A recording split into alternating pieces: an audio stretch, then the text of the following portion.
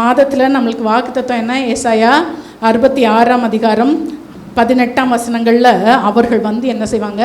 என் மகிமையை காண்பார்கள். யார் தேவனுடைய மகிமையை காண்பார்கள்? கர்த்தர். நம்மை சுற்றி இருக்கிறதான புறஜாதியார் என்ன செய்வாங்க? கர்த்தருடைய மகிமையை காண்பார்கள் என்று சொல்லி நம்ம பார்க்கிறோம். ஆனால் அதே அதிகாரத்திலேயே நம்ம பொதுவாக நம்மை சுற்றின்னு சொல்லுகிறத விட அதே அதிகாரத்திலேயே நாம் 2ஆம் வசனத்தில் பார்க்கிறோம். ஏசாயா 66:2 அவருடைய வசனத்துக்கு நடுங்குகிறவனே அவர் என்ன செய்கிறாராம்? நோக்கி பார்க்கிறாராம். அதே 5ஆம் வசனத்தில் சொல்லியிருக்கிறது, கர்த்தருடைய வசனத்திற்கு நடுங்குகிறவர்களே அவருடைய வார்த்தையை கேளுங்கள். என் நாமத்து நிமித்தம் உங்களை பகைத்து உங்களை அப்புறப்படுத்துகிற உங்கள் சகோதரர் கர்த்தர் மகிமைப்படுவாராக என்கிறார்களே, அவர் உங்களுக்கு சந்தோஷம் உண்டாக காணப்படுவார், அவர்களோ வெட்கப்படுவார்கள். அதாவது கர்த்தருடைய வசனத்துக்கு நடுங்குகிறவர்கள் மூலமாய் கர்த்தர் புறஜாதியார் நடுவில் இல்லை, கர்த்தருடைய வசனத்தை நம்பாத, அதை தங்களுடைய ஜீவனிலும் மேலாக கருதாத மக்களுக்கு முன்பாக அந்த வசனத்தை நடுங்குகிறவர்களுக்கும் அவர்களுக்கும் உண்டான டிஃப்ரென்ஸை தேவன் காட்டுவார். நம்மிலே ஆண்டவர் மகிமைப்படுவார் என்று சொல்லி நம்ம பார்க்கிறோம். வில்லியம் டிண்டேல் அப்படின்னு சொல்லி ஒருவர் 1494 1536 வரைக்கும் உங்களுக்கு எல்லாருக்கும் தெரியும். அவர் தான் முதலில் என்ன செய்தாராம்? பைபிளை இங்கிலீஷில் டிரான்ஸ்லேட் பண்ணுகிறதுக்கு அவர் முற்பட்டார். பயங்கரமான எதிர்ப்புகள் அவருக்கு பயங்கரமான எதிர்ப்புகள் வந்துச்சு. என்ன எதிர்ப்பு வந்துச்சுன்னா, பண்ணாதன்னு முதல்ல சொல்லிச்சு. இங்கிலீஷில் நீ எதுக்கு பண்ணுற, நீ பண்ணாத. அவருக்கு என்னென்னா, என் ஜனங்களுக்கு புரிகிற ஒரு பாஷையில் நான் பண்ணணும், என் ஜனம் எல்லாம் என்ன செய்யணும், அதை படிக்கணும் அப்படின்னு சொல்லி அவர் விரும்பினார். அதனால் அவர் பண்ண தொடங்கினார். முக்கியமாக ரோமன் கேத்தலிக் இன்ஸ்டிடியூஷன்லேருந்து நீ அதை உள்ளதாக நீ சொல்லாத, அதை கொஞ்சம் சாஃப்டாக சொல்லு, அந்த மாதிரி நாங்கள் சொல்லுகிற சில காரியங்களெல்லாம் அதில் என்ன செய்ய, நீ கொஞ்சம் கலப்படம் பண்ணு அப்படின்னு சொல்லி அங்கே சொன்னார்களாம். அவர் என் ஜீவனே போனாலும் நான் அதை செய்ய மாட்டேன்னு மிகவும் பயத்தோடும் நடுக்கத்தோடும். உங்களுக்கு எத்தனை பேருக்கு தெரியும், பைபிள் எழுதினவங்க யாவே தேவன் அப்படின்லாம், அதுலேயும் அந்த காலத்தில் இங்கெல்லாம் தொட்டு எழுதணும், நிப்பு தொட்டு எழுதணும். அப்போ என்ன செய்வாங்களாம், அந்த யாவே கர்த்தர் தேவன் அப்படின்ற பெயரை எழுதும் பொழுது எழுதிவிட்டு அந்த நிப்பை திருப்பி வச்சுட்டு வேற நிப்பு வச்சு தான் மற்றதெல்லாம் எழுதுவாங்களாம். அவ்வளோ பயத்தோடும் நடுக்கத்தோடும் எழுதப்பட்டு நம்முடைய கையில் கொடுக்கப்பட்டிருக்கிற இந்த வேதாகம புஸ்தகம். ஆனால் அவருக்கு அவ்வளோ எதிர்ப்பு வந்துச்சு கர்த்தருடைய வசனத்தை. ஆனாலும் அவர் கலப்படம் இல்லாமல் மிகுந்த கருத்தோடும் கவனத்தோடும் அவர் என்ன செய்தாராம், அதை அப்படியே அவர் மொழிபெயர்த்தார்.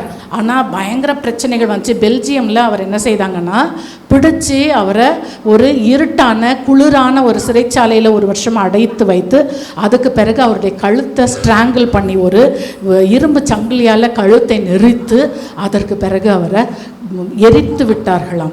ஆனால் அவர் மரணித்து 3 வருடங்கள் கழித்து இங்கிலாண்டில், இங்கிலாந்து அவரை, இத்தனைக்கும் வேறு யாரும் வெளி ஜனங்கள் நம்ம ஊரில் மாதிரிலாம் எதுக்கல, சர்ச் ஆஃப் இங்கிலாந்து தான் என்ன செய்திருக்குது, இந்த மாதிரி அப்போ ஃபுல்லாக கேத்தலிக் டாக்டர்ஸ் தான் இருந்திருக்குது.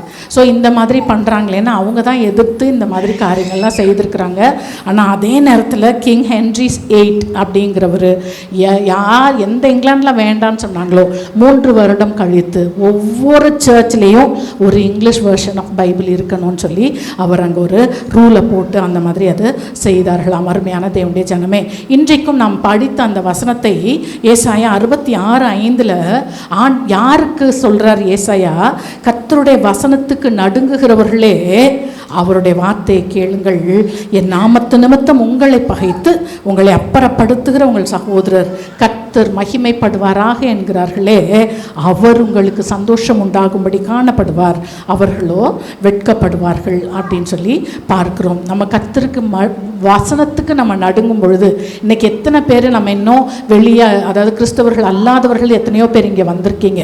எவ்வளோ பிரச்சனைகளுக்கு நடுவில், பாடுகளுக்கு நடுவில், என்னத்தடா என்னமோ சர்ச்சுன்னு போகிறாங்க, அங்கே எதுவுமே இல்லை, என்னது வணங்குறதுக்கு எதுவுமே இல்லை, ஒரு சிலுவை கூட இல்லை, இவங்க என்னத்தை வணங்குறாங்க, எதுக்கு போகிறாங்க, எதுவும் அவங்களுக்கு புரியாது. நம்ம என்ன செய்கிறோம், வார்த்தையானவரை நம்ம வணங்குகிறோம், அந்த வசனத்திற்கு நடுங்கும்படி வந்திருக்கிறோம்.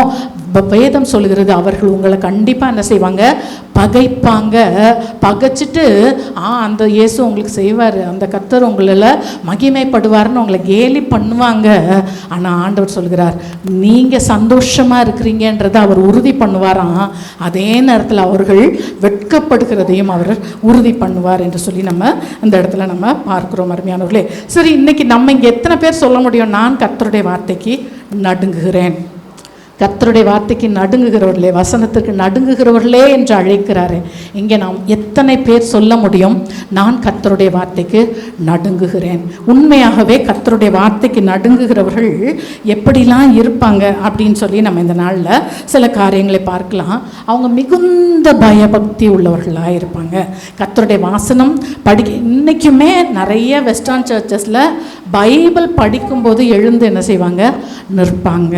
ஸோ அந்த மிகுந்த பயபக்தி, அந்த வேர்ட் ஆஃப் காடுக்கு அவ்வளோ ஒரு பயபக்தியாய் இருப்பார்கள். 2 ராஜாக்கள் 22ஆம் அதிகாரம் 11 to 19 வரைக்கும் யோசியா அவர் 8 வயசுல ராஜாவாயிட்டாரு. அந்த நாட்களில் சில நாட்களாக அந்த எழுதப்பட்ட நியாயப்பிரமாண புஸ்தகம் காணலை. அவருக்கு 18 வயசாக இருந்து அவர் ஆட்சி செய்து கொண்டிருக்கும் பொழுது நியாயப்பிரமாண புஸ்தகத்தை கண்டுபிடித்தேன்னு சொல்லி அதை கொண்டு வந்து அவருக்கு முன்பாக என்ன செய்கிறாங்க, வாசிக்கிறாங்க. அதில் நீ இப்படிலாம் இருந்தனா உன் மேலே இப்படிலாம் சாபங்கள் வரும், ஆக்கினைகள் வரும்னு சொல்லி அந்த நியாயப்பிரமாண புஸ்தகம் அவருக்கு முன்பாக வாசிக்கப்பட்ட பொழுது அந்த யோசியா ராஜா என்ன செய்தார்னா, தன் வஸ்திரங்களை கிழித்து கொண்டாராம். ஐயோ, இப்படியா வசனத்துக்கு நடுங்குறோமா? எவ்வளோ வசனம் நமக்கு டைரெக்டாக வருது, நம்முடைய இருதயத்திற்கு டைரெக்டாக வருது. நீ இப்படி இருந்தனா இப்படி வரும்னு வசனம் சொல்லுது. அதை கேட்குறதுக்கு யாருக்கும் செவி இல்லை. ஆனால் எவனோ ஒருத்தன் இதே பைபிளை தூக்கிட்டு அதெல்லாம் கர்த்தர் கிருபை உள்ளவர், நீ எவ்வளோ வேணா செய், என்னைக்குனாலும் ஆண்டவர் என்ன செஞ்சிருவார், உன்னைய மன்னிச்சிருவார், பார்த்துக்கலான்னு சொல்கிறத நம்ம என்ன செய்கிறோம், யூடியூப்லேயும் அதில் எதிலையும் கேட்டுக்கொண்டு நடந்து கொண்டு இருக்கிறோம். அருமையான தேவனுடைய ஜனமே, இங்கே இந்த யோசியா ராஜா வஸ்திரத்தை கிழித்து கொண்டு உடனே என்ன செஞ்சாராம், தன் பிரதானிகளை கர்த்தரிடம் போய் விசாரிங்க. நம்ம இவ்வளோ நம்முடைய தேசத்தில் இத்தனை அக்கிரமங்கள் இருக்கிறதே, போய் கர்த்தர் இடத்துல விசாரிச்சுட்டு வாங்கப்பா அப்படின்னு சொல்லி அனுப்பினாராம். அவங்க உடனே உள்தாள் அப்படின்றதான ஒரு தீர்க்கதரிசிக்கிட்ட போய் இப்படி இருக்குதே அப்படின்னு சொல்லி அவங்க கிட்ட கேட்டதுக்கு அந்த தீர்க்கதரிசி சொல்லியிருக்கிறேங்க, ஆமாம், உண்மையாகவே நீங்கள் செய்த எல்லா பாடுகளுக்கும் உங்களுடைய எல்லா பிரச்சனைகளுக்கும் தேவ கோபம் வரணும்.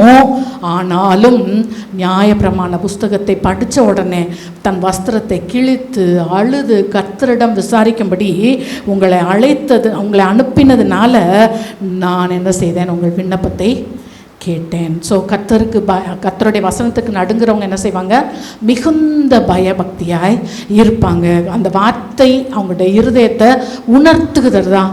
நமக்கு பயம் உண்டாகுதா கொஞ்சம் கூட? அதாவது உண்மையாகவே கர்த்தருடைய பிள்ளைகளாகி நாம் எதுக்கும் பயப்பட வேண்டாம் அப்படின்னு நம்ம போதிக்கப்பட்டிருக்கிறோம். ஆனால் கர்த்தருக்கு பயப்படுகிற ஆவியே என்னது, அது பரிசுத்த ஆவியானவர் நமக்கு கொடுக்கிறார். ஸோ கர்த்தர் அவருடைய வார்த்தைக்கு நடுங்குகிறவர்களாய் நம்ம இருக்கணும். அருமையானவர்களே, யோவேல் 2:13 அவர் சொல்கிறாரு, நீங்கள் உங்கள் இருதயங்களை கிழித்து கர்த்தரிடத்தில் திரும்புங்க. ஐயோ, நான் பாவி, நான் பாவம் செய்தேன். எப்படி அந்த ஆயக்காரன் மார்பிலே அடித்து கொண்டு நான் பாவி, தேவனுக்கு முன்பாக நிற்கிறதற்கு நான் தகுதி இல்லைன்னு சொல்லுகிறானோ, அதே போல் நாம் என்ன செய்யணும், கர்த்தருக்கு முன்பாக நம்ம முற்படுகிறோமா? மத்தேயு 17:5-6 மறுரூப மலையில் அங்கே 3 சீஷர்கள் இயேசு கிறிஸ்துவோடு கூட இருக்கிறாங்க. பிதாவின் சத்தம் வானத்திலேருந்து என்ன செய்து துணிக்குது, இவர் என் நேசகுமாரன், இவருக்கு செவி கொடுங்கள், இவரில் நான் பிரியமாக இருக்கிறேன்னு சொன்ன உடனே அவங்க என்ன செஞ்சாங்களாம், முகம் குப்புற விழுந்து மிகவும் பயந்தார்கள். அதே சத்தம் தான் இன்றைக்கி நமக்கு கர்த்தருடைய வேத புத்தகத்திலே, அதே பிதாவின் சத்தம், அதே குமாரன் சத்தம், அதே பரிசுத்த ஆவியானவரின் சத்தம் தான் நமக்கு என்ன செய்து கொடுக்கப்பட்டிருக்கிறது. நம்ம முகம் குப்புற என்னைக்காவது விழுந்திருக்கிறோமா? கர்த்தருடைய வார்த்தையை கேட்டு கொஞ்சமாவது இருதயத்தில் நமக்கு அப்படி கேட்குறோம். இந்த இடத்த விட்டு போன உடனே என்ன செஞ்சிடறோம், கேட்கும் போதே அதை எதிர்க்கிற நிறைய இருதயம் நமக்கு இருக்கிறது. இல்லை தேவனுடைய பிள்ளைகளே, தயவாய் கர்த்தருடைய வசனத்திற்கு நடுங்குகிறவர்களை அவர் நோக்கி பார்க்கிறார், சந்தோஷப்படுத்துகிறார், மகிமைப்படுத்துகிறார் என்று சொல்லி பார்க்கிறோம். 2வது, கர்த்தருடைய வசனத்திற்கு நடுங்குகிறவர்கள் எப்படி இருப்பாங்களாம், பாவ அறிக்கை செய்கிறவர்களாகவும் மனம் திரும்புகிறவர்களாகவும் பாவத்தை விட்டு விடுகிறவர்களாகவும் இருப்பாங்களாம். எஸ்ரா 9ஆம் அதிகாரம் அதிலிருந்து 9ஆம் அதிகாரம் 4ஆம் வசனத்திலேருந்து 10ஆம் அதிகாரம் 12ஆம் வசனங்கள் வரைக்கும் அவங்க சிறையிருப்பிலிருந்து திரும்பி வராங்க. அங்கே பார்த்தீங்கன்னா அவங்க செய்த பெரிய தவறு என்னன்னா, இஸ்ரவேலர் அல்லாத புறஜாதியாரை திருமணம் பண்ணி, ஸோ அந்த ஆட்டோமேட்டிக்காக என்ன செய்யும், அவங்களுடைய விக்கிரக ஆராதனை அந்த காரியங்களெல்லாம் இவங்களுக்குள்ளே இருந்து அது பெரிய பிரச்சனையாக இருக்குது. அப்போ எஸ்ரா அதை கேட்ட உடனே அவர் திகைத்து போய் உட்கார்ந்தார் என்று சொல்லி வேதம் சொல்லுகிறது.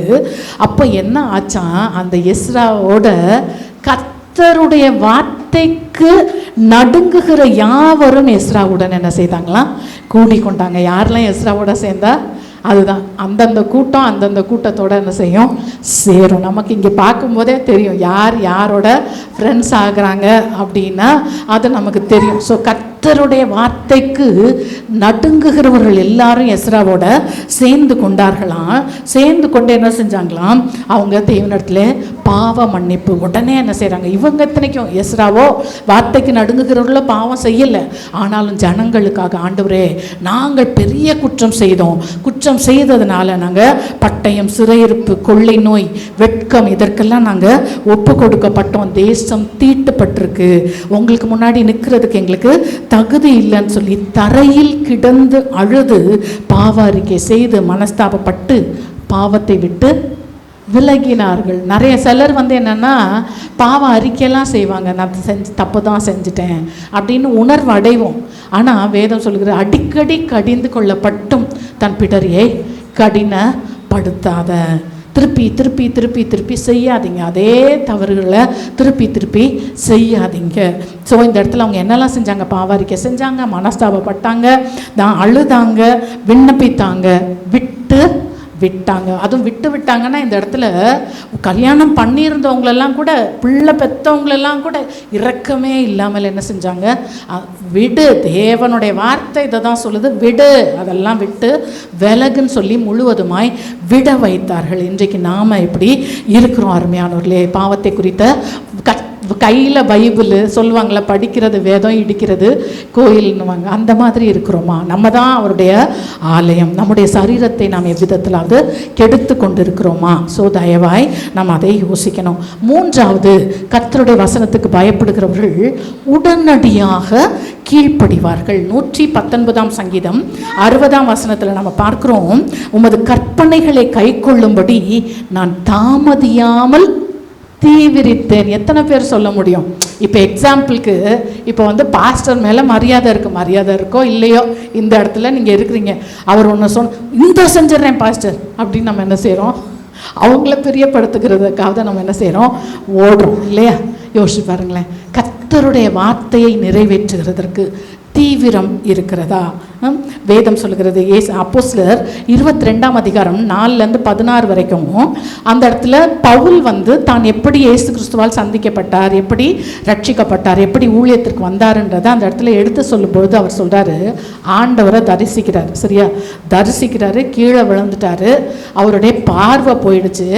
என்ன செய்யணும்னு ஆண்டவர்கிட்ட கேட்குறாரு. ஆண்டவர் தமஸ்குவுக்கு போன்றாரு.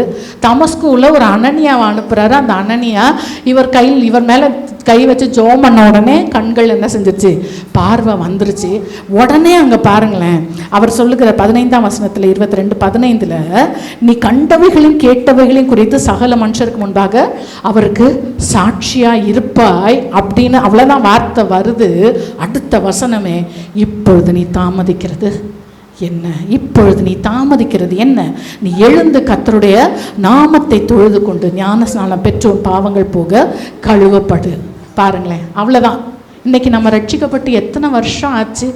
கர்த்தருடைய வார்த்தை எத்தனை காரியங்கள் சொல்லுது, எத்தனை காரியங்களில் நம்ம மனசாட்சியில் நம்ம கை வச்சு சொல்லுவோமே, எத்தனை காரியங்களில் நாம் கர்த்தருடைய வார்த்தையின்படி நம்ம நடந்து கொண்டு இருக்கிறோம். இல்லை நான் செய்யணும்னு நினைக்கிறேன் இல்லை அருமையானவர்களே, நாம் உண்மையாகவே கர்த்தருடைய வசனத்திற்கு நடுங்குகிறவர்களாக இருந்தால் தீவிரமாக என்ன செய்வோம், கீழ்ப்படிவோம். உடனே இந்த பவுல் என்ன செஞ்சார், கலாத்தியர் 1:16 சொல்லியிருக்குது, நான் மாம்சத்தோடும் இரத்தத்தோடும் என்ன செய்யலை, யோசனை பண்ணல, என் உடம்பே நான் கேட்கல, வாரியா போகலாம், இவ்வளோ நாளும் எவ்வளோ கம்ஃபர்டபுளாக இருந்த, எல்லாரையும் அடிக்கிற பாஸாக இருந்த, இன்னைக்கு ஆண்டவர் நீ அடி வாங்க போ, நீ போய் துப்பப்படும்படி புறப்பட்டு போ. ஸோ இவர் என்ன செய்கிறாரு, தாங்கிட்டையும் கேட்டுக்கல, தான் சொந்தத்துக்கிட்டையும் சொல்லலை, இவருக்கு முன் அப்போஸ்தலரானவர்கள் இடத்துலையும் போய் என்ன செய்யலை, அவருக்கு தேவைப்படலை அது. ஏன்னா தெளிவாக இயேசு கிறிஸ்துவே தரிசனமாகி அவரை அழைச்சிட்டார். உடனே போயிட்டு 14 வருஷம் கழித்து தான் வந்து என்ன செய்கிறாரு, அப்போஸ்தலர்களே அவர் மீட் பண்ணுகிறதை நம்ம பார்க்கிறோம். நாம் எந்த அளவுக்கு கர்த்தருடைய வார்த்தைக்கு நாம் தீவிரமாய் கீழ்ப்படுகிறோம் அருமையான தேவனுடைய ஜனமே. அடுத்தது 4வதாக கர்த்தருடைய வசனத்துக்கு நடுங்குறவர்கள், அவருடைய வார்த்தையின் மேல் அசைவில்லாத நம்பிக்கை இருக்கும். இன்றைக்கி நிறைய பேருக்கு எது மேலேயோ அசைவில்லாத நம்பிக்கை. டாக்டர் ஒன்று சொல்லிட்டாங்கன்னா அது மேலே நம்பிக்கை, ஜோசியக்காரன் ஒன்று சொல்லிட்டான், ஜாதகக்காரன் ஒன்று சொல்லிட்டான், ராசி பலன் ஒன்று சொல்லிருச்சுன்னா அது மேலெல்லாம் நம்பிக்கை. கர்த்தருடைய வார்த்தையின் மேல் எவ்வளவு நம்பிக்கை இருக்கிறது. தானியேல் 9ஆம் அதிகாரம் 2லேருந்து 23 வசனங்கள் வரைக்கும் அவர் என்ன செய்கிறாரு, திடீர்னு எரேமியா தீர்க்கதரிசி எழுதுனதான புஸ்தகத்தை எடுத்து வாசிக்கிறார். வாசிக்கும் பொழுது அங்கே அவருக்கு புரிகிற மாதிரியும் இல்லை, ஜபத்தில் அவர் வாசிக்கும் பொழுது அவருக்கு அங்கே தெரியுது 70 வருஷங்களில் சிறையிருப்பு முடியும், நீங்கள் திருப்பி என்ன செய்ய போகிறீங்க, அங்கே நீங்கள் இஸ்ரவேலுக்கு திருப்பி எருசலேமுக்கு போக போகிறீங்க அப்படின்றது அவருக்கு தெரிந்த உடனே அவர் என்ன செய்கிறாரு, ஆண்டவரிடத்தில் அவர் என்ன செய்கிறாரு, அப்படி அவர் தேவனை நோக்கி ஜெபிக்கிறார். அந்த வார்த்தை அப்படியே நம்புகிறார். 70 வருஷம் ஆக போது ஆண்டவரே, நீங்கள் எங்களை திருப்ப போகிறீங்க அப்படின்னு சொல்லி அவர் ஜெபிக்கிறார். ஆண்டவரே, எங்களுடைய நீதிகள் அழுக்கான கந்தையாக இருக்குது ஆண்டவரே, நான் இப்போது ஜெபிக்கிறேன். என் ஜெபத்தையும் கெஞ்சுதலையும் கேட்டு என்ன சொல்லி ஜெபிக்கிறாரு, உம்முடைய பரிசுத்த ஸ்தலமாகி அந்த எருசலேம் பாழாக கிடக்குது, அதன் மேலே நீங்கள் என்ன செய்யுங்க, உங்களுடைய முகத்தை பிரகாசிக்க பண்ணுங்க அப்படின்னு சொல்லி என்ன செய்கிறாரு, ஜெபிக்கிறார். ஸோ வசனத்தை அப்படியே உறுதியாய் பற்றி கொண்டு நம்பி ஜெபிக்கும் பொழுது அங்கே உடனே என்ன செய்தாராம், காப்ரியேல் தூதன் வருகிறார். அவர் சொல்கிறாரு, நீ வேண்டிக் கொள்ள தொடங்கின போதே கட்டளை வெளிப்பட்டது, நான் அதை அறிவிக்க வந்தேன் என்று சொல்லி அங்கே அவர் சொல்லுகிறார். அருமையான தேவனுடைய ஜனமே, இப்போ எக்ஸாம்பிளுக்கு சங்கீதம் 119 162 மிகுந்த கொள்ளை உடைமையை கண்டுபிடிக்கிறவன் மகிழ்கிறது போல நான் உமது வார்த்தையின் பேரில் மகிழ்வேன். எத்தனை பேருக்கு அப்படி நம்ம சொல்ல முடியும்? எத்தனை பேருக்கு ஒரு வாக்கு தத்துவம் நம்மளுக்கு கிடச்சிருச்சு, அதாவது அந்த ரேமா வேர்டு, அதாவது நிறைய வார்த்தைகள் வாக்கு தத்தங்கள் சர்ச்சில் சொல்கிறாங்க, சில வார்த்தை இது எனக்கு தான் அப்படின்னு சொல்லி பரிசுத்த ஆவியான உங்களுடைய இருதயத்தில் போடுவார். அந்த வார்த்தையை மிகுந்த கொள்ளை உடைமை கிடைத்தது போல ஏதாவது ஒரு வார்த்தை நம்முடைய லைஃப்பில் நம்ம சொல்ல முடியுமா? சொல்லுங்களேன். யாராவது ஒருத்தர் உங்களுடைய வாழ்க்கையை குறித்து ஒரே ஒரு தரிசனம், ஒரே ஒரு வாக்கு தத்தம், இதுதான் எனக்குன்னு கர்த்தர் வைத்திருக்கிறார் அப்படின்னு நம்ம சொல்ல முடியுமா? நான் இது இப்போ கேட்குறேன், உங்கள் கையில் ஒரு 10 பவுன் செயினை யாராவது கொடுக்குறாங்க, ஒரு கோல்டு செயினை இல்லை ஒரு வைர நெக்லஸோ ஏதோ ஒன்று கொடுக்குறாங்க, அதை விட்டுருவோமா? யோசிச்சு பாருங்கள், அதை விட்டுருவோமா? கர்த்தருடைய வார்த்தையின் மேல் நமக்கு எவ்வளவு ட்ரஸ்ட் இருக்குது, எவ்வளோ நம்பிக்கை இருக்கிறது. அதை நம்பினா விசுவாசித்தவளே பாக்கியவதி.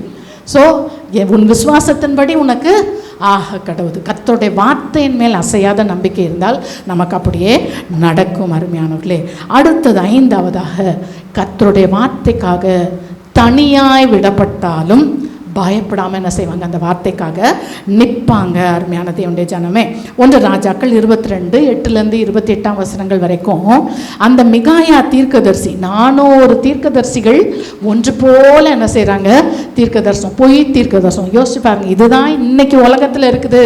நல்லா எல்லாரும் 1:400, என்ன 1:400. நம்ம எவ்வளோ ஜாக்கிரதையாய் கண்டதையும் காதில் கேட்கும்போது எவ்வளோ ஜாக்கிரதையாக நம்ம டிசர்ன் பண்ணணும், நிதானிக்கணும்.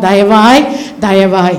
ஸோ 400 தீர்க்கதரிசிகள் பொய் தீர்க்கதரிசனம் சொல்கிறாங்க. அப்போ இவனை கூட்டிகிட்டு வந்தோடனே, மிகாயாவை கூட்டிகிட்டு வரும்போதே, இப்போ 400 பேரும் இப்படி சொல்லியிருக்காங்க, நீயும் அதே மாதிரியே சொல்லுன்னு சொல்கிறாங்க.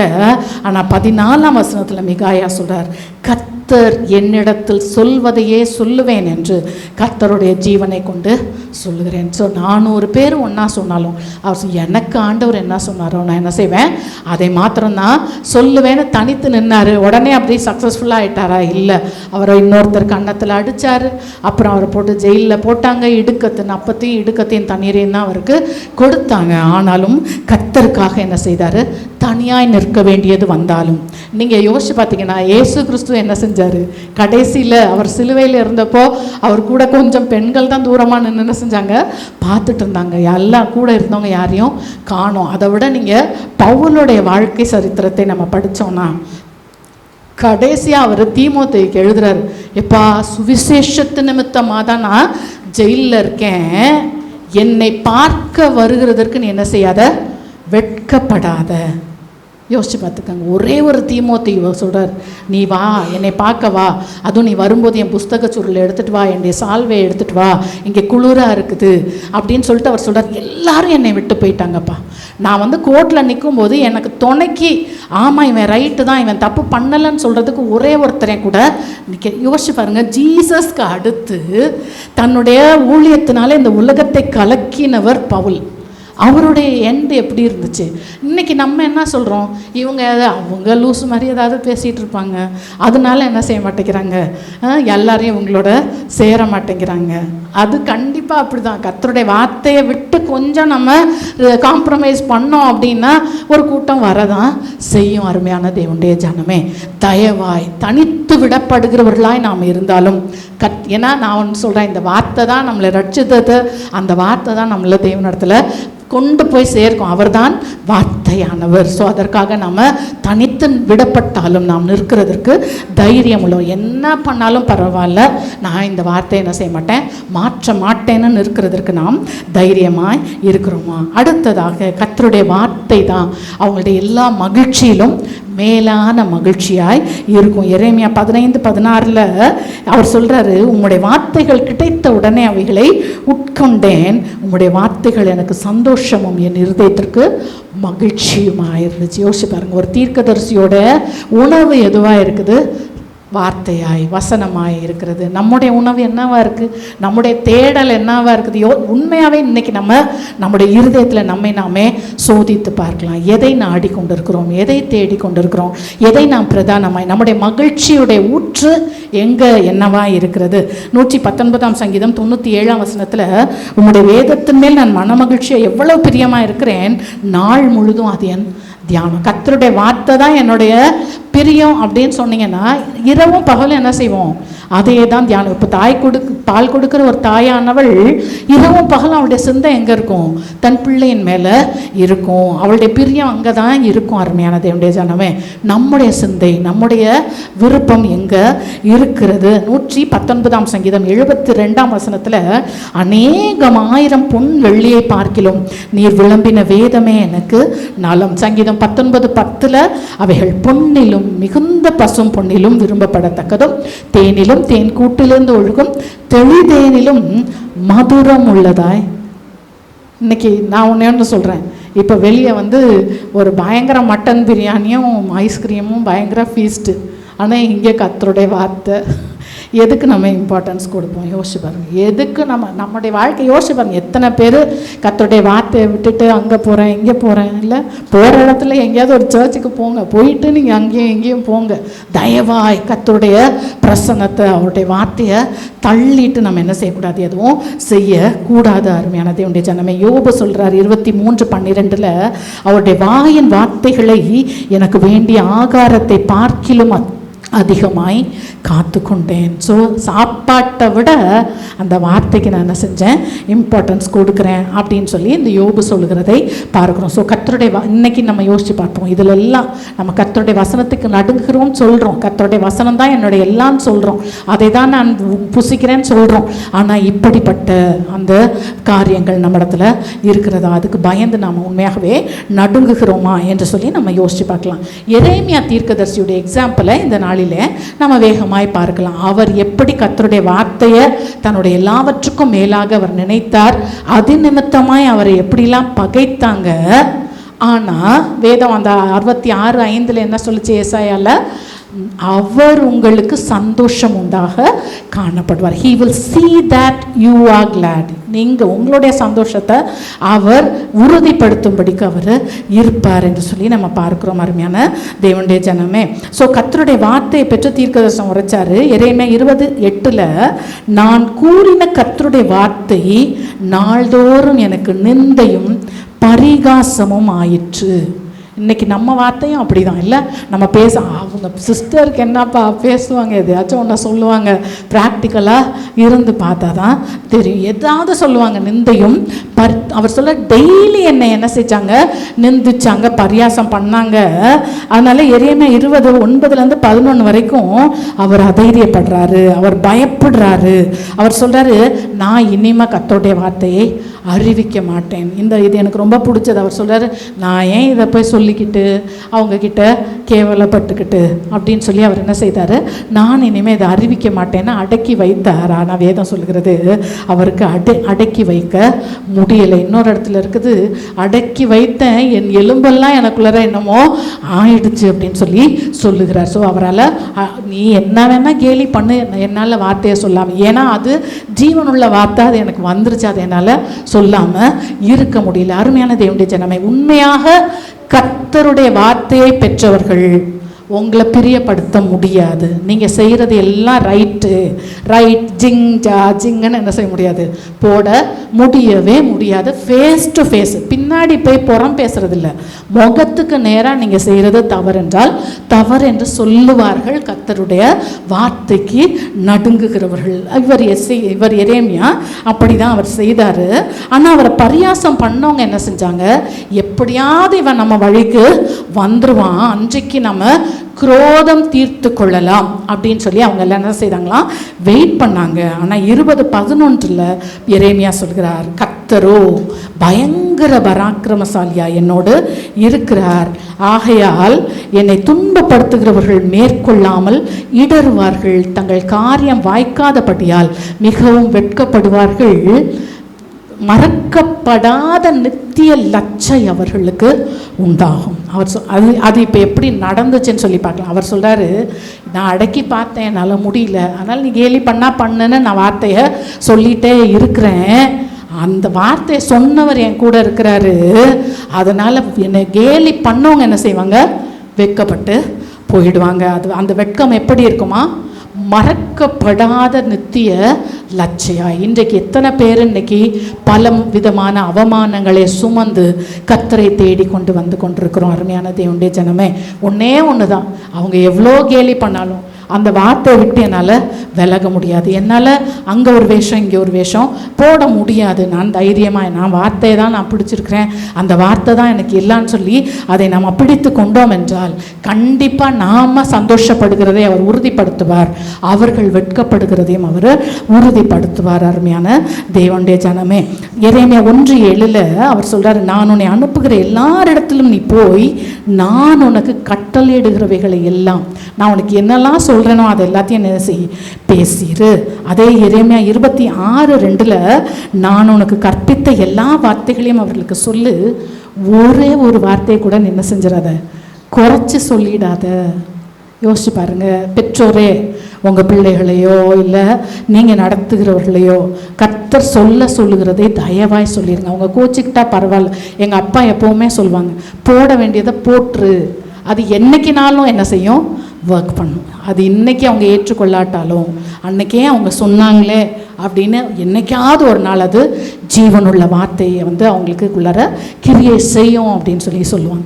ஸோ அங்கே ஆண்டவர் எரேமியாவுக்கு தெளிவாக சொல்கிறாரு, நான் சொல்கிறது எல்லாத்தையும் சொல்லிடு, அதில் ஒரே ஒரு வார்த்தை கூட என்ன செய்கிறாத குறைத்து விடாதே அப்படின்னு சொல்லி அவர் சொல்லுகிறார். ஸோ இவர் பல விதமான நிந்தைகளுக்கு நடுவில் என்ன செய்கிறாரு, வார்த்தையை சொல்லிகிட்டே இருக்கிறாரு. ஸோ இந்த இடத்துல என்னெல்லாம் கர்த்தர் இவருக்கு சந்தோஷம் உண்டாக, இவருக்கு ஆதரவாக கர்த்தர் எப்படிலாம் இருந்தாருன்னு சொல்லி பார்க்கிறோம். முதலாவது தெய்வீக பாதுகாவல் அவருக்கு உண்டானது. எரேமியா 1:18-19 ஆண்டவர் அவரை அழைக்கும் பொழுதே என்ன சொல்றாரு, நான் உன்னை அரணிப்பான பட்டணமும் இருப்பு தூணும் வெண்கல அலங்கமும் ஆக்கினேன். அவங்க உனக்கு விரோதமாக யுத்தம் பண்ணுவாங்க, அதாவது பிரச்சனை வராமல் இருக்காது. அதுதான் நல்லா கவனிங்க. இன்றைக்கு எத்தனை பேர் பிரச்சனை ஃபேஸ் பண்ணுறீங்க? ஆண்டவர் சொல்கிறாரு, நான் உன்னை ஏற்கனவே ஸ்ட்ராங் ஆக்கிட்டேன், நான் உன் கூட இருக்கிறேன். அவங்க உனக்கு விரோதமாக யுத்தம் பண்ணுவாங்க. ஆனால் எப்படிப்பட்டவனா நீ இருக்கிற? வெண்கல அலங்கமா. வெண்கல அலங்கத்தில் போய் ஒரு யோசிச்சு பாருங்க, ஒரு பெரிய சுவர் அது வெண்கலத்தால் இருப்பு தூணால் கட்டப்பட்டிருக்கு அப்படின்னா அது மேலே போய் இடிக்கிறவன் தான் என்ன செய்வான்? நொறுங்கி போவான். ஸோ யுத்தம் பண்ணுவாங்க, அவங்க என்ன செய்ய மாட்டாங்க? மேற்கொள்ள மாட்டாங்க. ஸோ இன்றைக்கு உங்களுக்கு விரோதமாய், உங்களுடைய குடும்பத்திற்கு விரோதமாய், ஊழியத்திற்கு விரோதமாய், பிஸ்னஸ்க்கு விரோதமாய் யார் என்ன சொன்னாலும் சொல்லி கொண்டு இருக்கட்டும். நான் ஒன்று சொல்கிறேன், ஆனால் அதுக்காக நம்ம மெத்தனமாகவும் இருந்துடக்கூடாது. அவங்க சொல்கிறாங்க அப்படின்றப்போ தயவு செய்து போய் ரூம் அடைச்சிட்டு, சுவாமி இப்படிலாம் சொல்கிறாங்க ஆண்டவரே, இதில் நான் குறையுள்ளவளாய் இருக்கிறேனா அப்படின்றதையும் நம்ம செக் பண்ணணும் கண்டிப்பாக. ஆண்டவரே இதில் நான் இப்படி இருக்கிறேன், நான் அப்படி இருக்கிறேன், நான் இப்படி தெரியாமல் இப்படி பேசிட்டேன், அவசரத்தில் நான் இப்படி செஞ்சுட்டேன், என்னை தயவுசெய்து மன்னிச்சிருங்கன்னு எஃப்ஐஆர் போட்டவங்களுக்கு தான் மேக்சிமம் என்ன இருக்கும்? அநேக காரியங்கள் சாதகமாக இருக்குன்றது போல் நாம் முதல்ல போய் என்ன செஞ்சிடணும்? ஆண்டவரிடத்துல சரண் அடைஞ்சிடணும். அவரிடத்துல ஆண்டவரே என்னை சரியாக ஆக்கிடுங்க. அதுக்காக திருப்பி அதை துணிகரமாக நம்ம செய்து விடக்கூடாது. அவருக்குள் நாம் ஒளிந்து கொள்ளும் பொழுது கர்த்தர் கண்டிப்பாக எதிர்க்கிறவர்கள் எல்லாரையும் ஆண்டவர் பார்த்து கொள்வார், மேற்கொள்ள விட மாட்டார். அருமையான தேவனுடைய ஜனமே, ரோமர் 8:31 பவுல் சொல்றாரு, தேவன் நம்முடைய பட்சத்தில் இருந்தால் நமக்கு விரோதமாக இருப்பவன் யார்? லூக்கா 21:15 இயேசு சீஷர்கள்ட்ட சொல்றாரு, உங்களை விரோதிக்கிறவர்கள் ஒருவரும் எதிர் பேசவும் எதிர் நிற்கவும் கூடாத வாக்கையும் ஞானத்தையும் நான் என்ன செய்வேன்?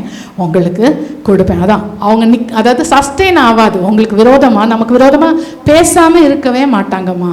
அது நல்லா இன்னைக்கு ஒரே ஒரு விஷயம் கவனிங்களேன். நம்மளுக்கு விரோதமாக பலரும் பல காரியங்கள் பேசுவாங்க, அது நிலைத்து நிற்க ஆண்டவர் என்ன செய்ய மாட்டார்? விடவே மாட்டார். அதை மாற்றுகிறதே. அது நமக்கு விரோதமாக பேசுகிறவங்க யாருக்கு விரோதமாக பேசுகிறாங்க? தேவனுக்கு விரோதமாய், அவருக்கு விரோதமாக. சிருஷ்டிகர் வாயை கொடுத்து பேச வைத்தவர், அவருக்கு விரோதமாக ஒரு வார்த்தை நின்ற முடியுமா? நிற்கவே விடவே மாட்டார். அருமையான தேவனுடைய ஜனமே, ஸோ முதலாவது அவர் எல்லாவற்றும் ஒரு வார்த்தைக்கு விரோதமாக கூட நம்மளை வெட்கப்பட விடமாட்டார்.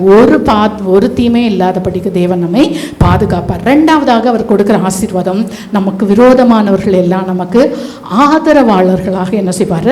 மாற்றுவார். எரேமியா 26:11-16 வரைக்கும் இவர் எரேமியா தீர்க்கதரிசி தேசத்துக்கு விரோதமாக ஆண்டவர் இப்படி செய்ய போறாருன்னு இவர் தீர்க்க தரிசனம் சொல்லி கொண்டிருக்கிறார், நியாய தீர்ப்புகளை குறித்து. ஸோ அங்கே ஆசாரியர்கள், தீர்க்கதரிசிகள், இஸ்ரவேல் ஜனங்கள் எல்லாரும், பிரபுக்கள் எல்லாரும் சேர்ந்து எரேமியா இது இப்படி சொன்னனால இவன் மரண ஆக்கினைக்கு பாத்திரன், இவனுக்கு மரண தண்டனை கொடுக்கணும் அப்படின்னு சொல்லி அங்கே பேசிக்கொள்கிறார்கள். அப்போ அவங்க என்ன சொல்றாங்க? இல்லை, இவன் கர்த்தருடைய நாமத்தினால சொன்னதுனால அது இவனுக்கு மரண தண்டனையெல்லாம் நம்ம கொடுக்கக்கூடாது. இவர் கர்த்தருடைய வார்த்தையை தான் பெற்று அதை நமக்கு சொன்னார், அதனால் அவருக்கு எந்த தண்டனையும் கொடுக்கக்கூடாதுன்னு சொல்லி அதே ஜனங்களே ஆதரவாக எழும்பி அவரை மரண ஆக்கினைக்கு என்ன செய்தாங்க? விலக்கி காட்டினாங்க. ஆகாஸ்வேரு ராஜா யூதர்களுக்கு விரோதமாக என்ன செய்தார்? ஒரு கட்டளையை போட்டாரா இல்லையா? கட்டளை போட்ட உடனே அப்புறம் காரியம் தெரிஞ்சிருச்சு. அதுக்கு பிறகு என்ன செய்தார்? தன்னுடைய முத்திரை மோதிரத்தை கழற்றி எஸ்தர்ட்டையும் மொர்தெகாய்ட்டையும் கொடுத்து, யூதருக்கு ஆதரவாய் நீங்கள் என்ன எழுதணுமோ என்ன செய்யுங்க, எழுதி நீங்கள் முத்திரை போட்டு கொள்ளுங்க அப்படின்னு சொல்லி அவர் என்ன செய்தார்? எஸ்தர் 8:8 அந்த இடத்துல ஒரு கட்டளை. யோசிச்சு பாருங்க, ஆண்டவர் நம்மையும் சொல்கிறார், நான் உங்களை முத்திரை மோதிரமாக வைக்கிறேன். உண்மையாகவே நாம் கர்த்தருடைய வசனத்துக்கு நடுங்குகிறவர்களாக இருக்கும் பொழுது நம்ம வாயிலேருந்து சொல்கிறது அப்படியே பலிக்கும், அப்படியே பலிக்கும். அருமையான தேவனுடைய ஜனமே, ஸோ தேவன் நம்மை முத்திரை மோதிரங்களாக வைக்கிறார். நமக்கு விரோதமாய் இருக்கிறவர்களும் ஆதரவாய் மாற தேவன் உதவி செய்வார். அடுத்தது என்ன செய்கிறார்னா, பொல்லாதவர்களுக்கு தீங்கு செய்ய நினைக்கிறவர்களுக்கு கர்த்தர் மறைத்து பாதுகாக்கிறார். எரேமியா 36 அவங்க யூதாவுக்கு விரோதமாக, இஸ்ரவேல் யூதாவுக்கு விரோதமாக ஆண்டவரே என்ன செய்கிறாரு? எரேமியாவுக்கு வார்த்தைகளை சொல்கிறாரு, அதை எழுத சொல்கிறாரு, புஸ்தக சுருளில் எழுதுன்னு. அப்போ பாருக் என்றதான சம்பிரதி அவர் வேத பாரகன், அவரை வைத்து அங்கே புஸ்தகம் எழுதப்படுது. எழுதி இதை கொண்டு போய் அங்கே கொடுக்குறாங்க. அதை கொண்டு போய் என்ன செய்கிறாங்க? ராஜாக்கு முன்னாடி கொண்டு போய் அதை கொடுக்குறாங்க. யோயாக்கீம் ராஜா அவர் என்ன செய்கிறாரு, அதை வாசிக்கும் பொழுதே சூரி கத்தினால் அந்த புஸ்தக சுருளை வெட்டி அதை அங்கே போட்டு தீயில போட்டு கொளுத்திடுறாங்க அப்படின்னு சொல்லி நம்ம பார்க்கணும். கொளுத்திட்டு அவர் என்ன செய்கிறாராம், 26ஆம் வசனத்தில் அதுக்கு முன்னாடி உள்ள வசனங்களில் பிடிங்க, அவங்கள பிடிச்சிட்டு வாங்கன்னு சொல்லி சொல்லுகிறார். ரொம்ப அழகாக 26ஆம் வசனத்தின் கடைசியில் பார்க்குறோம், கர்த்தர் அவர்களை மறைத்தார். கர்த்தர் மறைத்தா யாராவது கண்டுபிடிக்க முடியுமா? கர்த்தர் இந்த எரேமியாவையும் பாருக்கையும் என்ன செய்தாரா, தீமைக்கு மறைத்தார். இன்றைக்கு ஒருவேளை நீங்கள் கர்த்தருக்காக வைராக்கியமாய் நிற்கிறீர்கள், உங்களுக்கு விரோதமாக யாராகிலும் ஏதாவது செய்தா, ஆண்டவரே என்னை மறைத்து கொள்ளும் என்று சொல்லி நம்ம என்ன செய்யணும், ஜெபிக்கணும். அருமையான தேவனுடைய ஜனமே, 32ஆம் சங்கீதம் 7ஆம் வசனத்தில் நீர் எனக்கு மறைவிடமாய் இருக்கிறீர். 27ஆம் சங்கீதம் 5ஆம் வசனத்தில் தீங்கு நாளில் அவர் என்ன செய்வாராம், தம்முடைய கூடாரத்தின் மறைவில் நம்மளை மறைத்து ஒளித்து கடைசியில் திடீர்னு நம்மளை என்ன செய்வாராம், கண்மலையின் மேல் உயர்த்துகிற தேவனாய் இருக்கிறார் என்று சொல்லி நம்ம பார்க்கிறோம். அடுத்தது 4ஆவதாக இக்கட்டுக்கு தப்புவிக்கிற தேவன். இக்கட்டுக்கு தப்புவிக்கிறதுக்கு என்ன செய்யறாரு, ஆட்களை அனுப்புறாரு. இது ஒரு விஷயம் நீங்க புரிஞ்சுக்கணும். அதாவது ஆண்டவர் சில நேரம் அவர் பல நேரங்களில் பல விதமாக அவர் செயல்படுவார். சில நேரம் நம்மளுக்கு புரியாத சில ஆட்கள் மூலமாய் நமக்கு உதவி செய்வார். அது தயவு செய்து இயேசு கிறிஸ்துவே என்ன செய்தார், மனுஷர் தயவில் வளர்ந்தார். ஸோ நம்மை தப்பு வைக்கிறதற்கு சில நேரம் ஆட்களை ஆலோசனைகளை வர அனுப்பும் பொழுது நாம் அதை அற்பமாய் எண்ணிவிட கூடாது. எரேமியா 38ஆம் அதிகாரம் 6லேருந்து 13ஆம் வசனங்கள் வரைக்கும் பார்க்குறோம். இவர் இந்த மாதிரி வார்த்தைகளை தீர்க்க தரிசனமாய் சொன்ன உடனே இவரை பிடிச்சி தண்ணீர் இல்லாத உளையான ஒரு துறவில் அவரை என்ன செஞ்சாங்க, போட்டுட்டாங்க. போட்ட உடனே யாரோ ஒரு அங்கே இருந்த அந்த அரண்மனையில் இருந்த ஒரு வேலையாள் எத்தியோப்பியன் ஆகிய ஏபேத் மெலேக் அவர் என்ன செய்கிறாரு, சிதேக்கியா ராஜா கிட்ட போய், சுவாமி ஆண்டவரே ராஜாவே, நீங்கள் செய்தது இது தகாத காரியம், இப்படி நீங்கள் என்ன செஞ்சுருக்கக்கூடாது, சொல்லியிருக்கவே கூடாது என்று சொல்லி அவர் அங்கே சொன்ன உடனே அவர் உணர்த்தப்பட்டு சிதேக்கியா ராஜா என்ன செய்கிறாரு, சரி இப்போ அவன் செத்துற போகிறான், சீக்கிரமாக 30 பேரை கூட்டிகிட்டு போய் என்ன செய்யணும்னு காப்பாற்றுன்னு சொல்லுகிறார். அதே மாதிரி இவங்க 30 பேரை கொண்டு போய் துருவில் போட்டதான அந்த எரேமியாவை தூக்கி விடுகிறார்கள். நான் ஒன்று கேட்குறேன், எலியா தீர்க்கதரிசி இருந்தார் சரியா, அவர் சொன்னால் மழை பெய்யும், சொல்லாட்டி 3.5 வருஷம் ஆனாலும் என்ன செய்யாது, மழை பெய்யாது. அவ்வளோ நல்ல ஒரு தீர்க்கதரிசி, அவ்வளோ வல்லமையான ஒரு தீர்க்கதரிசி. ஆனால் அந்த எலியாவுக்கு சாப்பாட்டுக்கு காக்கா, நம்ம காக்கா கொண்டு வந்து கொடுத்தா சாப்பிடுவோமா, அக்செப்ட் பண்ணுவோமா? நீ என்ன கொடுத்து இன்றைக்கி நிறைய பேர் அந்த ஜாதிக்காரங்க இந்த ஜாதிக்காரங்க, அந்த ஆளுங்க இந்த ஆளுங்க, இல்லை ஆண்டவர் யார் மூலமாக, அதுதான் சொல்கிறேன், காக்காவை வச்சு போஷித்தாரு. இன்னொரு இடத்துல பார்த்தீங்கன்னா ஒரு விதவை, அவளே சாகவா பிழைக்கவான்னு இருக்கிற ஒரு விதவை, அவகிட்ட போய் பஞ்சம் தீர்ற வரைக்கும் ஒளிஞ்சிரு, அவள் உனக்கு சாப்பாடு கொடுப்பா. அக்செப்ட் பண்ணுறதுக்கு ஒரு தாழ்மை இருக்குதா நம்மக்கிட்ட? யார் நமக்கு உதவி செய்தாலும் தேவன் அனுப்பியிருக்கிறார் என்று சொல்லி அந்த உதவியை ஏற்றுக்கொள்கிற மனப்பான்மை நமக்கு இருக்கிறதா அருமையான தேவனுடைய ஜனமே? ஸோ இந்த இடத்துல ஒரு எத்தியோப்பியன் ஆகிய ஏபேத் மெலேக் இவர்களை தூக்கி விட்டார். யோசிச்சு பாருங்களேன், யாத்ராகமம் 2ஆம் அதிகாரம் 1லேருந்து 10 எந்த பார்வோன் ராஜா அந்த பிறக்கிற ஆண் குழந்தைகளை, இஸ்ரவேலுடைய ஆண் குழந்தைகளை எல்லாம் கொல்ல சொன்னாரோ அவருடைய குமாரத்தியையே அனுப்பி நதியில் போட்ட மோசையை தேவன் காப்பாற்றினார். ஸோ தேவன் எந்த இடத்துல எப்படி காப்பாற்றுவார்னு நமக்கு தெரியாது அருமையான தேவனுடைய ஜனமே. ஒரு சின்ன ஒரு கதை சொல்லுவாங்க. ஒரு பயங்கர வெள்ளம் வந்துச்சான், ஒருத்தன் வெள்ளத்தில் அடிச்சுட்டு மிதக்கிறானா, அடுத்த அவன் இயேசுவே இயேசுவேன்னு கத்துறானா. அங்கே பார்த்தா இன்னொரு போட்டில் காப்பாற்ற வர்றாங்களா, போ நீலா, நீ என்ன என்னை காப்பாற்ற வர, நான் இயேசுவை கூப்பிடுறேன் ஒரு வரன்ட்டு போனானா. இந்த மாதிரி அங்கங்கே ஒன்றும், அப்புறம் கடைசி ஹெலிகாப்டர்லேருந்து கூப்பிட்டாங்களாம். அப்போவும் அவன் இல்லை இயேசு வருவார்னு சொன்னானா. கடைசியில் செத்து போயிட்டான். செத்து போய் ஏசப்பாட்ட போனோடனே, என்ன ஆண்டவரே என்னை கைவிட்டு, அடப்பாவி உனக்கு எத்தனை தடவை நான் அனுப்புனேன், நீ அக்செப்ட் பண்ணலன்னு சொல்லி சொன்னாராம். அந்த மாதிரி கதையாக நம்ம இருந்துடக்கூடாது. தேவன் அனுப்புகிற உதவிகளை அக்செப்ட் பண்ணுகிற தாழ்மை நமக்கு இருக்கணும் அருமையான தேவனுடைய ஜனமே. அடுத்து கடைசியாக அந்த எரேமியா சொன்ன வார்த்தைகள் எல்லாம் அப்படியே நிரூபிக்கப்பட்டது.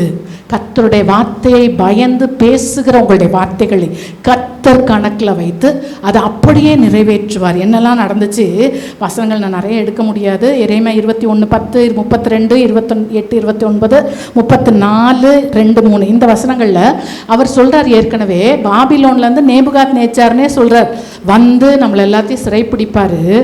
உங்கள் வீட்டிலலாம் நீங்கள் என்ன செஞ்சீங்க? பாகாலுக்கு தூபம் போட்டீங்க, அந்நிய தெய்வங்களுக்கு நீங்கள் தூபம் போட்டீங்க, அதனால வந்து உங்கள் வீட்டெல்லாம் கொளுத்திடுவார். அதே மாதிரி என்ன செய்து அங்கே நடக்கிறது. 39ஆம் அதிகாரம் 1-10 அதே மாதிரி பாபிலோன் ராஜாவாகிய நேபுகாத் நேச்சார் வந்து என்ன செய்கிறாரு? சிறைப்பிடிக்கிறார் இவருடைய வீடுகள் அரண்மனையிலும் எங்கெங்கெல்லாம் பாகாலுக்கு தூபம் போடப்பட்டதோ அங்கெல்லாம் என்ன செஞ்சிச்சு? அதெல்லாம் அக்கினிக்கு இரையாக்கப்பட்டது. அருமையான தேவனுடைய ஜனமே, ஒருவேளை உங்கள் வீட்டில் இருக்கிறவங்க ரட்சிக்கப்படாதவர்களாக இருக்கிறார்களா? அவங்க செய்கிறாங்கன்னா செய்யட்டும், தயவு செய்து ஜெபம் பண்ணுங்க, தயவு செய்து ஜெபம் பண்ணுங்க. அப்படிப்பட்டதான காரியங்களுக்கு நீங்கள் உடன்படாதீங்க. அடுத்ததாக இவர் சொன்ன விஷயம் எரேமியா 32ஆம் அதிகாரம் 4ஆம் வசனத்திலிருந்து 4-5 வசனங்கள், 34ஆம் அதிகாரம் 3ஆம் வசனத்தில் ராஜாவாகிய சிதேக்கியா தப்பிக்கவே மாட்டார். நேருக்கு நேர் என்ன செய்வார்? அந்த நேபுகாத் நேச்சாரை பார்ப்பாரு அப்படின்னு சொல்லி இவர் ஒரு தீர்க்க தரிசனம் சொல்லுகிறார். அதே மாதிரி நடக்குது. 39ஆம் அதிகாரம் 4-7ஆம் வசனம். இத்தனைக்கும் சிதேக்கியா ராஜாவும் ஒரு சிலரும் தோட்டக்கதவு வழியாக இவங்க இங்கே நாட்டுக்குள்ளே பூந்துட்டாங்கன்னு தெரிஞ்ச உடனே தோட்டக்கதவு வழியாக எங்கேயோ ஓடுறாங்க. ஆனால் விடாமல் துரத்திட்டு போய் பிடிச்சிட்டு வந்து நேபுகாத் நேச்சருக்கு முன்னாடி நிறுத்துறாங்க. வசனம் சொல்லுது, இவருடைய கண் அவருடைய கண்ணை பார்த்துச்சு, இவருடைய வாய் அவருடைய வாயோட பேசினது. இவருடைய கண்கள் சிதேக்கியாவுக்கு முன்பாக அவருடைய குமாரர்கள் வெட்டப்பட்டார்கள். சிதேக்கியாவின் கண்களை பிடுங்கி அவரை சங்கிலிகளால் கட்டி பாபிலோனுக்கு கொண்டு போனாங்க. யோசிச்சு பாருங்க, அந்த சிதேக்கியா தான் இந்த எரேமியாவை பிடிச்சி துறவில் போட்டது. ஸோ உங்களை துன்பப்படுத்துகிறார்களா கர்த்தருடைய வார்த்தை நிமித்தமாய் அவர்கள் வெட்கப்படுவார்கள். அதுக்காக நம்மளை ஆண்டவர் நம்மளை தயவு செய்து, நான் நேற்று கூட எனக்கு மிகவும் பிரியமான சில பிள்ளைங்கிட்ட பேசிகிட்டு இருந்தேன். ஒர்க் பிளேஸில் ப்ராப்ளமு, அப்போது நான் இப்படி நடக்கிறத நான் பார்க்கணும், இப்படி பண்ணுறாங்க அப்படின்னு நான் சொன்னேன், இல்லை நம்ம அப்படி செய்யவே கூடாது, இல்லை நம்ம அப்படி செய்யவே கூடாது. பழி வாங்குதல் யாருக்குரியது? யாருக்குரிய? கர்த்தருக்கு உரியது. நம்ம அதை ஒருபோதும் கையில் எடுக்கவே வேண்டாம். ஏன்னா நம்மளும் அவர் தான் நீதி உள்ள நியாயாதிபதி, நம்மளும் தவறுகிறவர்கள் தான். So let us not take that in to our hands. நம்மளால தேவையான காரியங்களை நம்ம செய்யணும். கர்த்தர் அதை எல்லாவற்றையும் பார்த்து கொள்வார். அருமையான தேவனுடைய ஜனமே, அடுத்தது எரேமியா 21ஆம் அதிகாரம் 9ஆம் வசனம், 38ஆம் அதிகாரம் 1-2ஆம் வசனத்தில் அவர் சொல்கிறாரு, இதே வருவாங்க அவங்க, அந்த கல்தேயர் தான் பாபிலோன்காரங்க, அவங்க கிட்ட சரணடைஞ்சிட்டிங்கன்னா நீங்கள் சாக மாட்டீங்க. யோசி, அப்போ இதெல்லாம் யார் தான் அக்செப்ட் பண்ணுவா? நம்மளுக்கு யாராச்சும் சொன்னால் அக்செப்ட் பண்ணுவாங்களா? ஆனால் அதே மாதிரி தாங்க நடந்தது. 39:9 தன் பட்சத்தில் பாபிலோனுக்கு சிறைகளாக கொண்டு போனார்கள். அதாவது தன் பட்சத்தில் வந்தவங்கள யாரெல்லாம் அவங்க கிட்ட சரி நாங்கள் சரணடைகிறோன்னு போனாங்களோ அவங்களெல்லாம் பாபிலோனுக்கு கொண்டு போனாங்க. அதில் நம்மளுக்கு ரொம்ப நல்லா தெரிஞ்ச 4 பேர் யாரெல்லாம்? தானியேல், அனனியா, மிஷாவேல், ஆசரியா என்று சொல்லி நம்ம பார்க்கிறோம். ஸோ அப்படிப்பட்டவர்களை அங்கே தேவன் சரண் அடைந்தவர்கள். இதெல்லாம் தான் சில காரியங்கள் நம்முடைய அறிவுக்கு எட்டாது. ஆனால் கர்த்தர் சொல்லுகிறதை அப்படியே நம்பணும்னா அது அப்படியே நடக்கும். 15ஆம் அதிகாரம் 20, 21, 39ஆம் அதிகாரம் 15-18 வசனங்களில் எரேமியா தப்புவிக்கப்படுவார் என்று சொல்லி யோசிச்சு பாருங்களேன். எரேமியா தீர்க்கதரிசி, நீங்கள்லாம் இப்படி ஆயிடுவீங்க அப்படி ஆயிடுவீங்க, எனக்கு ஒன்றும் ஆகாதுன்னு சொன்னால் அதை யாராச்சும் ஒத்துக்கிறாங்களா? இன்னும் கோபம் தான் வரும். ஆனால் அவர் சொன்ன வார்த்தையின்படியே அவர் தப்புவிக்கப்பட்டார். 39ஆம் அதிகாரம் 15-18 வசனங்கள், ஏபேத்மெலேக் தப்புவிக்கப்படுவார். அதாவது எரேமியாவை காப்பாற்றினவர். தயவாய் கர்த்தர் உண்மையாக நீங்கள் அதெல்லாமும் பார்ப்பீங்க. நம்மளும் கர்த்தருக்கு பயந்த, அவருடைய வார்த்தைக்கு பயந்தவர்களுக்கு நாம் ஆதரவாக இருக்கும்பொழுது அதில் ஒரு சப்போர்ட் ஆண்டவர் நமக்கு கொடுக்கிறார். இவரை துருவிலிருந்து தூக்கி விடப்பட்ட அந்த எபேத்மெலேக் தப்புவிக்கப்படுவார் என்ற தீர்க்க தரிசனம் உரைக்கப்பட்டது. அது அப்படியே நிறைவேறினது என்று சொல்லி பார்க்கிறோம். கடைசியான சொன்ன தீர்க்க தரிசன வசனம் எரேமியா 32, 43, 44 வசனங்களில், இந்த இடம் பாழா போகாது, இது திருப்பி விலைக்கு வாங்கப்படும், இந்த இடத்தை குறித்து பத்திரம் போடப்படும் அப்படின்லாம் சொன்னார். அதே மாதிரி யோசிச்சு பாருங்க, ஒரு எதிரி ராஜா வந்து கோவத்தில் எல்லாத்தையும் பிடிக்கிறாரு, அழிக்கிறாரு, எரிக்கிறாரு. ஆனால் அந்த தேசத்தில் இருந்த திராட்சை தோட்டங்களையும் விளைநிலங்களையும் அழிக்காமல் ஒன்றுமில்லாத, பைபிள் அப்படி கிளியராக இருக்கும், ஒன்றுமில்லாத ஏழைகள் வசத்தில் விட்டுட்டு, சார் இதெல்லாம் நீங்கள் பார்த்துக்கோங்க, நீங்கள் இதில் குடியிருந்துக்கோங்கன்னு சொல்லி அவர்களெல்லாம் அங்கே விட்டுட்டு போனாங்க. அதே மாதிரி கிமு 538 செருபாபேல், எஸ்ரா, நெகேமியா இவர்களால் இவங்க திருப்பி வந்தாங்க. இப்போ அவங்க அந்த ஏழைகள்லாம் இருந்ததுனால தான் அந்த தேசம்னு ஒன்று திரும்பியும் இருந்தது. அருமையானவர்களே, இவர்கள் வந்து திருப்பி என்ன செய்தாங்க, அங்கே அந்த தேசத்தை திருப்பி எடுத்து புதுப்பித்தார்கள். எரேமியா 11ஆம் அதிகாரம் 3-36 வரைக்கும் அங்கேருந்து திரும்பி வந்தவங்க எல்லாம் குடும்பமாய் அவங்களுக்கு அலோகேட் பண்ணதான இடங்களிலே அவங்க செட்டில் ஆனாங்க. அருமையான தேவனுடைய ஜனமே, எழுந்து நிற்போமா? கர்த்தருடைய வசனத்துக்கு நடுங்குகிறோமா? இன்னைக்கு கர்த்தர் நம்மை பார்த்து கேட்கிற ஒரே ஒரு கேள்வி அதுதான். கர்த்தருடைய வசனத்திற்கு நடுங்குகிறோமா? கண்டிப்பாக நம்ம பகைக்கப்படுவோம், கண்டிப்பாக நம்ம கேலி பண்ணப்படுவோம், கண்டிப்பாக நமக்கு பிரச்சனைகள் வரும். வராதுன்னு அவர் சொல்ல, பைபிள் எடுத்தோடனே உனக்கு ஒரு பிரச்சனையும் வராதுன்னு ஆண்டவர் சொல்லு. எல்லாம் நடக்கும். ஆனால் நீ நடுங்குகிறாயா? நீ மிகுந்த பயபக்தியாய் இருக்கிறாயா? நீ அப்படி இருந்தாய் என்றால் கர்த்தர் அந்த காரியங்களெல்லாம் நேர்த்தியாய் நடத்துவார் என்று சொல்லி பார்க்கிறோம்.